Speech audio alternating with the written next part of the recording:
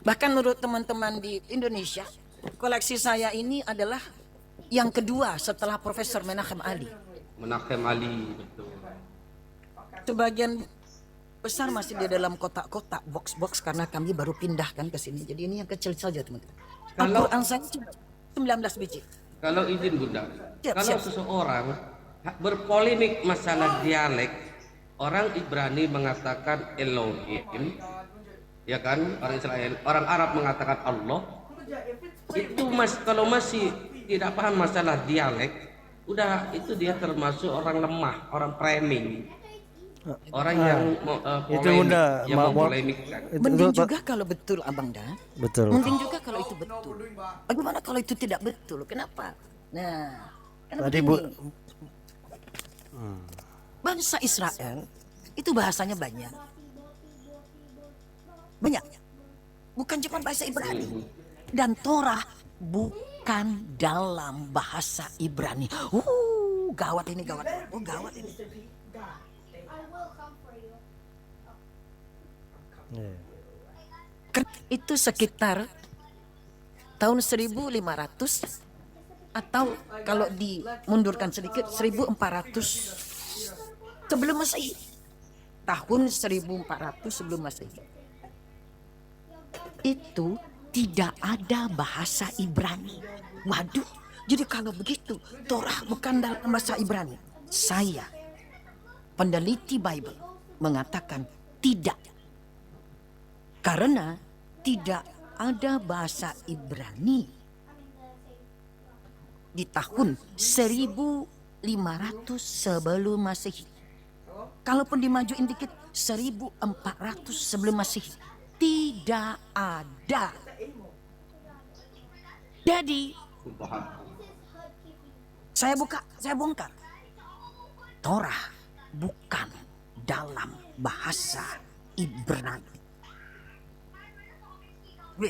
Allahu Akbar. Allahu Akbar. Allahu Akbar. Itu sebabnya saya punya akun banyak. Karena kalaupun mereka tidak masuk ke Komal, mereka menulis mencaci maki saya. Kamu pemecah belah bangsa, begini, toleransi begini. Loh, saya mengatakan kebenaran berdasarkan penelitian. 10 tahun saya belajar ini. Masya Allah. Teman-teman, 10 tahun di Amerika mempelajari kekristenan. Mana bahasa Ibrani, mana bahasa. Yang lebih gawatnya lagi, orang Barat menulis ISO ini. Tahu nggak teman-teman? Saya buka kartu ini, ditulisnya sebagai ustazah, saya tidak mungkin berbohong dan tidak akan berbohong. Nih, saya buka kartu. Inilah cara orang Barat menulisnya. Wow. Kalau sama dengan anak Nabi Isa. Oh iya, kembaran dari Yakub alaihissalam, namanya Iso Duar, ditulisnya Esau. Salah Bapak Pendeta, Anda bacanya salah. Ini menganut hukum diftong dalam bahasa Latin. Bible cuma ada dalam 2 bahasa yang direstui oleh Romawi. Bahasa Yunani dan bahasa Latin. Dalam bahasa Latin, yang pertama kali diterjemahkan ke dalam bahasa Latin oleh Santo Jerome. Ditulisnya begini, bacanya huruf E dibaca apa teman-teman kalau di barat? I. Ini bacanya I.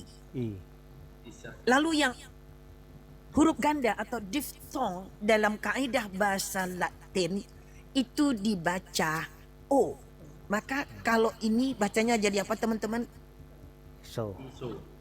Takbir. Allahu Akbar. Jadi ternyata namanya memang termasyhur seperti kata Quran. Apa kata Quran? Wajihan fit dunya wal akhirah. Wajihan fit dunya wal akhirah.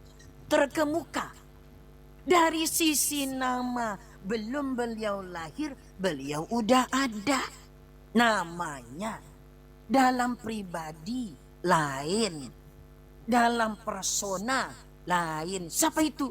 Kembarannya Nabi Yakub yang lahirnya lebih duluan. Dikatakan menurut orang-orang Israel, Nabi Yakub itu lahir dengan memegang tumitnya Esau. Tahukah teman-teman apa makna Esau yang dihindari oleh teman-teman kekristenan? Maaf, saya buka kartu ini. Ini yang dibaca Esau. Hari ini orang Kristen di internasional tidak pernah membaca ini Esau. Itu hanya orang goblok dalam kekristenan. Karena mereka membacanya Esau. Sampai hari ini. Jadi Nabi Ishak mempunyai anak yang satu ibu, yaitu Esau dan Yakub.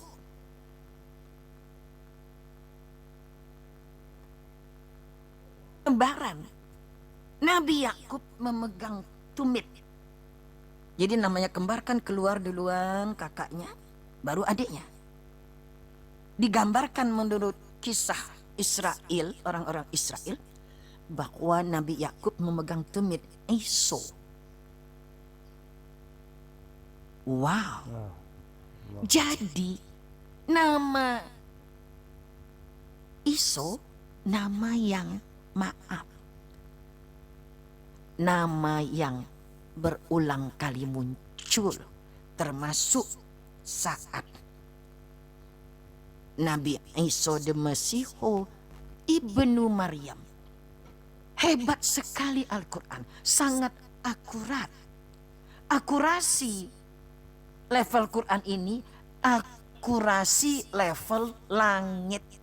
Karena banyak nama Isa dalam percaturan peradaban para nabi dan keturunannya, maka Al-Quran menyebutnya Masya Allah.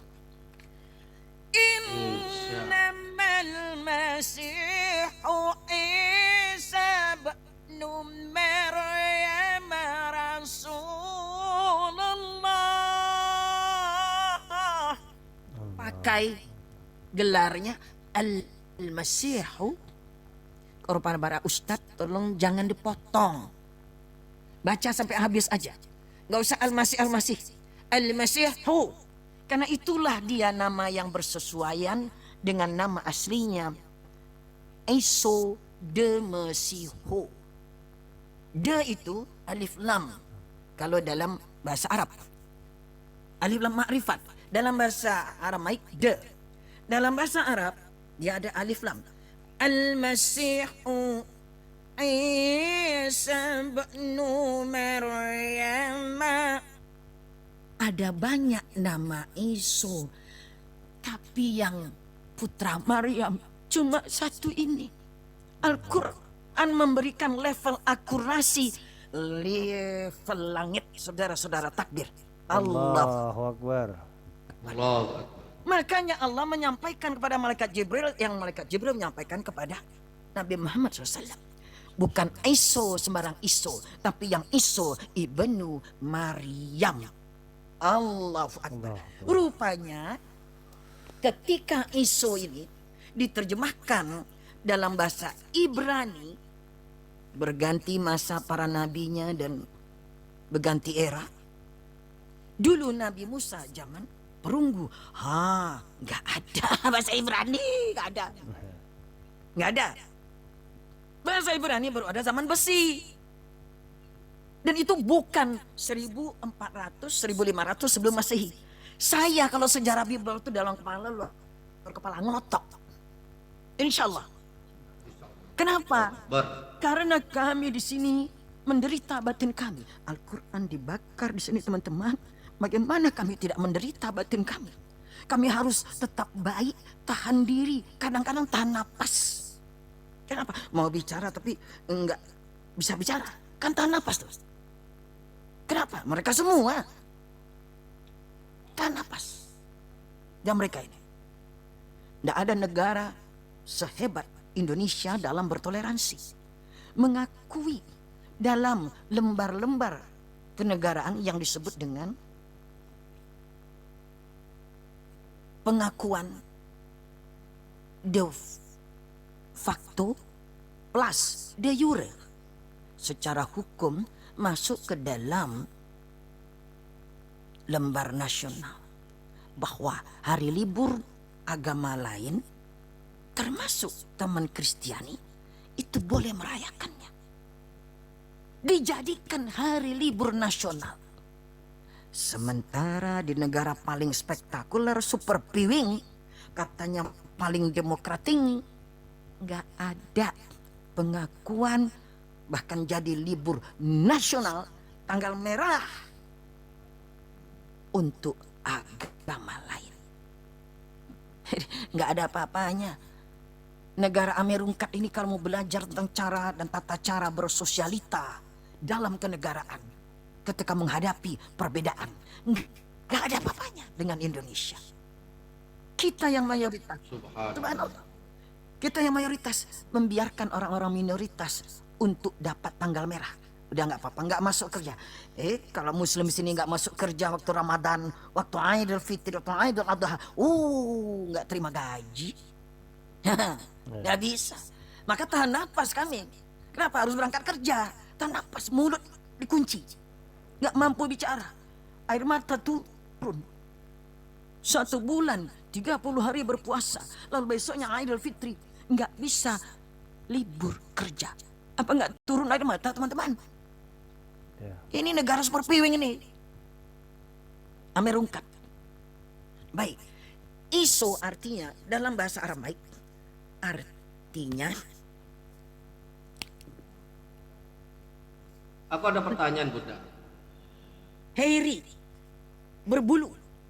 Mungkin kenapa Yesus itu nggak dipakai nama Iso, karena itu artinya lelaki yang berbulu lebat.